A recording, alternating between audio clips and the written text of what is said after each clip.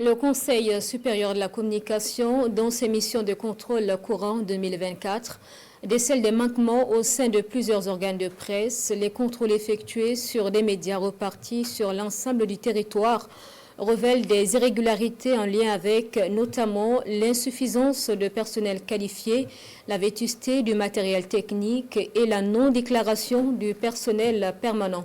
Et pour des violations jugées graves, le CSC a pris des sanctions contre plusieurs médias. Les premiers responsables se sont adressés hier à la presse à Ouagadougou, le compte-rendu avec Césaire Carrefour et bienvenue Tansa. Des manquements relevés notamment lors de contrôles de médias au cours de l'année 2024. Sur l'ensemble du territoire national et hormis le réseau RTB, 213 médias audiovisuels ont été scrutés par le Conseil supérieur de la communication CSC. L'opération déroulée du 26 novembre au 13 décembre 2024 a relevé des insuffisances dont les principales sont de 4 ordres.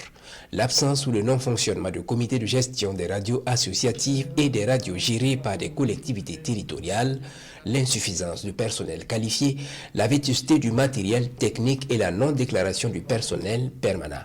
Sur la base des constats opérés à l'occasion des contrôles effectués, le Collège, à travers la commission en charge des autorisations, de la réglementation et du contentieux, a procédé à l'audition des responsables de tous les médias auprès desquels des dysfonctionnements et manquements graves ont été relevés.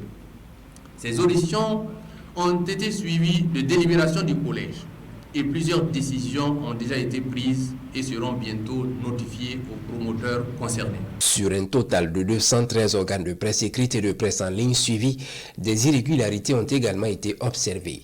Si une dizaine de presses écrites n'ont pas fait de dépôts légaux au cours de l'année 2024, c'est l'inaccessibilité de certaines presses en ligne qui se fait remarquer entre autres. En outre, les contenus publicitaires n'ont pas échappé au contrôle du CSC. Ces différents cas ont porté essentiellement sur des publicités interdites, telles que celles portant sur les boissons alcooliques, les produits pharmaceutiques, les établissements de santé, les effets mortuaires, etc., ainsi que des cas de publicité de produits de la pharmacopée traditionnelle sans visa du ministère de la Santé comme l'exige la loi. L'année dernière, le gendarme des médias a pris des sanctions allant de l'interpellation à la mise en demeure et à la suspension de certaines émissions de médias nationaux en ce qui concerne des violations graves. Des médias internationaux ont également connu la suspension de leurs programmes et certains condamnés à des amendes. L'accès au site web de d'autres médias a été bloqué. Sont concernés TV5 Monde, Deutsche Welle, Ouest France, Le Monde.fr, BBC et VOA entre autres. Le CSC a décidé de la suspension, de la synchronisation entre les médias nationaux et donc les médias internationaux jusqu'à nouvel ordre au regard de la diffusion récurrente d'informations de nature malveillante, tendancieuse par ces médias nationaux à travers justement donc la synchronisation avec les médias internationaux. Le CSC a aussi publié plusieurs communiqués, invitant l'ensemble des médias audiovisuels à se conformer aux dispositions de la décision portant réglementation des émissions d'expression directe. Et toujours sur ce chapitre, alors le CSC a enjoint Canal+, qui est un distributeur de services audiovisuels à péage, donc à occulter un programme que nous avons estimé contraire à nos mœurs.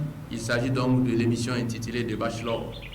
Et dans cette suspension, il y a eu un incident technique, selon donc la réponse donnée par Canal+, qui a et malheureusement conduit donc à l'accès à cette émission, malgré donc la décision de suspension. Et cela a fait l'objet encore d'une décision sanction par le CSC. Donc, Canal+ a été sanctionné. Face à la recrudescence de publications sur les réseaux sociaux mettant à rude épreuve la tolérance religieuse et la cohésion sociale, le Conseil supérieur de la communication d'y avoir mené, entre autres, une surveillance active de plusieurs pages Facebook. Il s'agit pour lui d'aboutir à l'assainissement de l'espace médiatique. Ces actions de régulation se poursuivent cette année et se sont même intensifiées, ont laissé entendre les responsables de l'institution.